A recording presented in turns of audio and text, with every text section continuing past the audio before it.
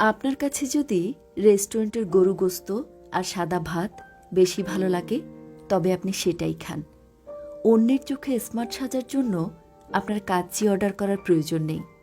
যদি ক্যাপাচিনো খেতে ভালো না লাগে, জোর করে ভালো লাগানোর দরকার নাই। আপনি টঙের দোকানের দুধ চা খান, কোনো দ্বিধা ছাড়াই দুধ চায়ের ছবি তুলে ফেসবুকে আপলোড দিন।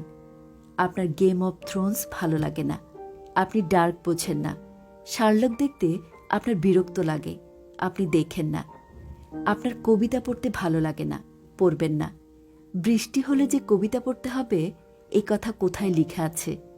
বৃষ্টির দিনে চাদর মুড়ি দিয়ে ঘুমাতেও কি কম শান্তি?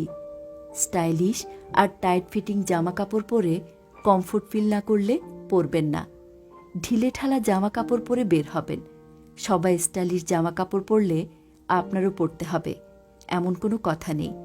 যারা আপনার ভেতরটা না দেখে গায়ের কাপড় দিয়ে বিবেচনা করে, তাদের সাথে না মেলামেশা করাই আপনার জন্য ভালো।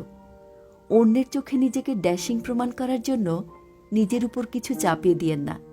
ক্যাপাচিনো পছন্দ না করলে যে সার্কেলে আপনার ইজ্জত থাকে না, game of Thrones, dark, Sherlock পছন্দ না করলে যে সার্কেলে আপনি খ্যাত, ট্রেন্ডিভাবে না চললে যে সার্কেলে আপনি আতেল উপাধি পান, ওইটা টক্সিক সার্কেল। ওখান থেকে বের হয়ে আসেন। যারা আপনাকে আপনার মতো করে গ্রহণ করতে পারে না, তাদের কাছে গ্রহণীয় হওয়ার চেয়ে একা থাকা অনেক ভালো। 100টা নাকুচু জাজমেন্টাল টক্সিক ইন্টালেকচুয়ালের সাথে কৃত্রিম আড্ডার চেয়ে একজন সাধারণ দিলখোলা মানুষের সাথে এক বিকেল আড্ডা দেওয়াটা অনেক বেশি প্রশান্তির।